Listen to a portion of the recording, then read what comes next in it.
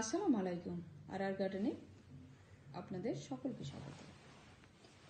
আজকে আমি মিউকাস সার কিভাবে তৈরি করতে হয় সেই ভিডিওটাই শেয়ার করতে যাচ্ছি। এখানে দেখতেই পাচ্ছেন 3খানা বস্তাতে আমি মিউকাস সার তৈরি করে রেখেছি। আর রেখেছি একেবারে কম খরচে, মানে খরচ কম বলবো কি, কিছুই এমন খরচ করিনি।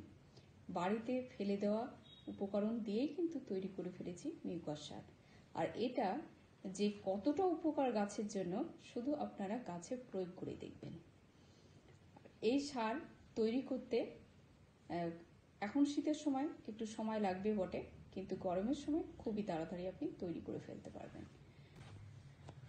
যে কোনো ডেড অ্যানিম্যালস আর প্ল্যান্টস যখন মাটির সাথে দীর্ঘদিন ধরে মিশে পচে যায়, সেটাই আস্তে আস্তে মিউকাস সারে পরিণত হয়। তাই এখন আমরা সেই মিউকাস সারটাই বাড়িতে তৈরি করব। তো বাড়িতে তৈরি করতে গেলে তো আমি আর ডেড অ্যানিম্যালস পাবো না, আর ওটা সম্ভব না। তার জন্য আমি তার সাবস্টিটিউট হিসাবে কিছু মাছের আঁশ, মাছের নাড়িভুড়ি এসবই ব্যবহার করব। আর এটা আপনি সহজে পেয়ে যেতে পারেন বাজার থেকে। আমরা মাছ যেখান থেকে কিনি সেখান থেকে কিছুটা আমি মাছের নাড়িভুড়ি, আঁশ এগুলো কালেক্ট করে নিয়ে এসেছি। আর এটা দিয়েই তৈরি করে ফেলবো মিউকাস সার।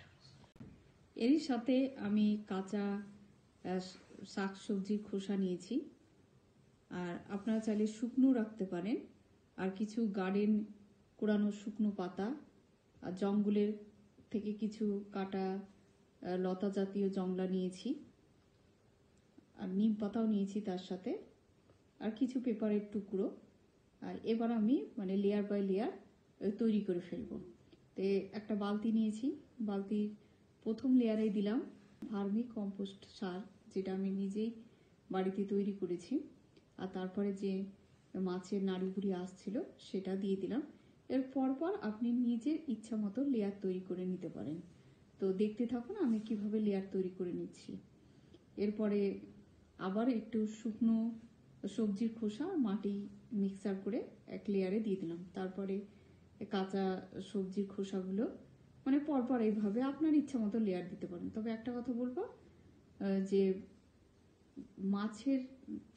মাছের আঁশটা সেটা আপনি কিন্তু একেবারে লাস্ট লেয়ারেই দিবেন, কারণ ওটা চাপে ভাপে থাকবে, তাহলে ওটা তাড়াতাড়ি ডিকম্পোজ হবে। আর নিমের পাতা মাস্ট দিতেই হবে।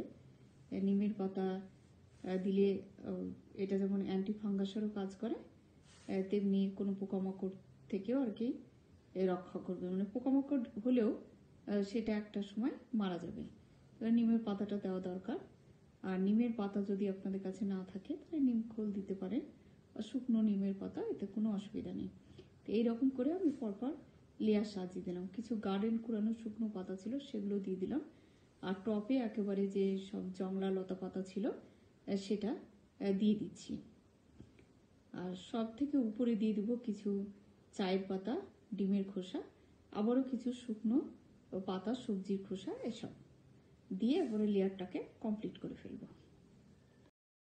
ডিমের খোসাগুলো কিন্তু আপনারা আগে রোদে শুকিয়ে নেবেন, তারপরে হাত দিয়ে কিন্তু ভালো করে ম্যাশ করে দিয়ে দিতে হবে। আপনারা যদি চান মিক্সার গ্রাইন্ডারেও একটু গ্রাইন্ড করে দিতে পারেন, তাহলে কি ডিকম্পোজটা তাড়াতাড়ি হবে। আর এই প্রসেসটা আমি করছি একেবারে শীতকালে। আর শীতকালে একটু ডিকম্পোজ হতে একটু দেরি হয়, তা আমার মাস 3 মতো সময় লেগেছে। আর গরমের সময় করলে কিন্তু এটা 1.5 মাসের মধ্যে কমপ্লিট হয়ে যাবে। আর কম্পোস্ট সার যদি না থাকে তাহলে মাটি চাপা দিয়ে দেবেন, তলে একটা মাটি লেয়ার দেবেন, উপরে একটা মাটি লেয়ার দেবেন। আর যদি দই গুলে বা ছানার জল থাকে সেটা যদি দিয়ে দেন তাহলে কিন্তু তাড়াতাড়ি ডিকম্পোজ হয়ে যাবে। আর না থাকলে শুধু মাটি চাপা দিলেই চলবে। তো লেয়ার প্রায় কমপ্লিট হয়ে গেছে। এবার একটা পাতলা প্লাস্টিক দিয়ে ঢেকে দেব, আর ভারী কিছু দিয়ে চাপা দিয়ে রেখে দেব, যাতে খুব একটা প্রেসারে থাকে আর তাড়াতাড়ি ডিকম্পোজ হয়ে যায়। তো ওই জন্য আমি ভারী কিছু দিয়ে চাপা দিচ্ছি। আর ঠিক 15 দিনের মাথায় আমি কিন্তু আসবো।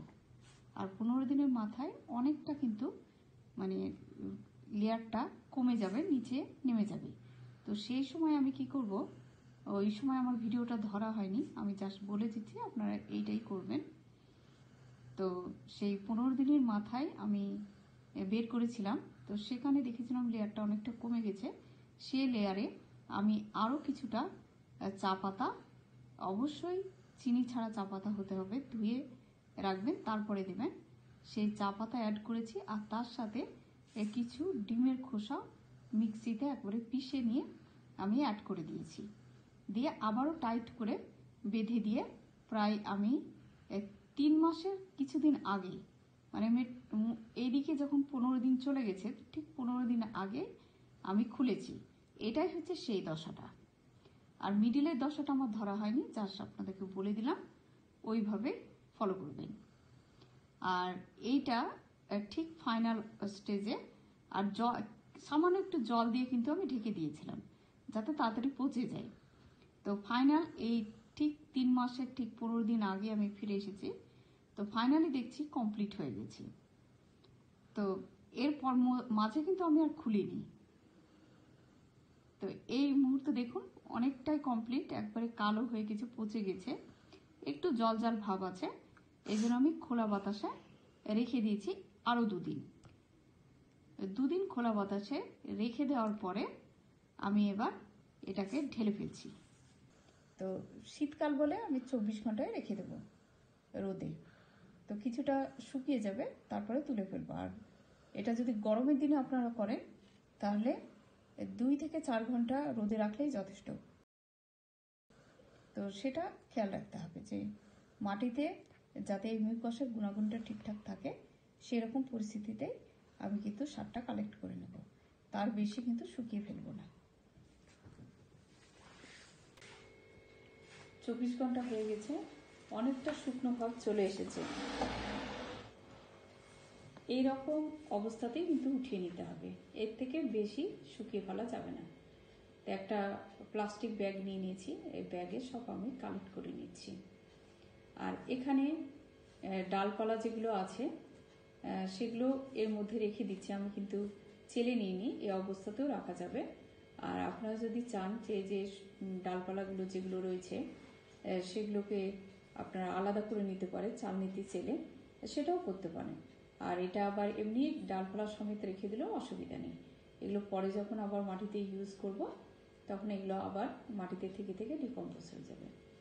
আর এই আগের 2টো বস্তা দেখছেন, এগুলো আমি তৈরি করেই রাখি, একটা উঠে যায় তারপরে আবার তৈরি করি, এইভাবেই তৈরি করে নিই। তো এখানে 2টো বস্তা, এখানে আর একটা ক্যারি ব্যাগে তৈরি হয়ে গেল। তো এগুলো আমি ছাদ বাগানে প্রায় বেশিরভাগ গাছে ইউজ করতে পারবো। মাটি তৈরি থেকে শুরু করে গাছের গ্রোথ বৃদ্ধি, ফুল ফল আনার সময়, মানে সব সময় এই সারটা ব্যবহার করা যায়। আর কতটা পরিমাণ ব্যবহার করা যায় সেটা নিয়ে আমি একটা ভিডিও দেব, আপনারা দেখতে পারবেন। তা এই সার তৈরি করতে আপনার বাজারে যেতে হবে না, বাড়ির ওয়েস্টেজ দিয়েই আপনি তৈরি করে ফেলতে পারেন। তো এইভাবে আপনারা তৈরি করুন, আমি আশা করছি আপনাদের অনেক কাজে আসবে। তো এখানেই শেষ করছি, সুস্থ থাকুন, ভালো থাকুন, পরবর্তী ভিডিওতে আবার আপনাদের সাথে দেখা হয়ে যাবে ইনশাআল্লাহ।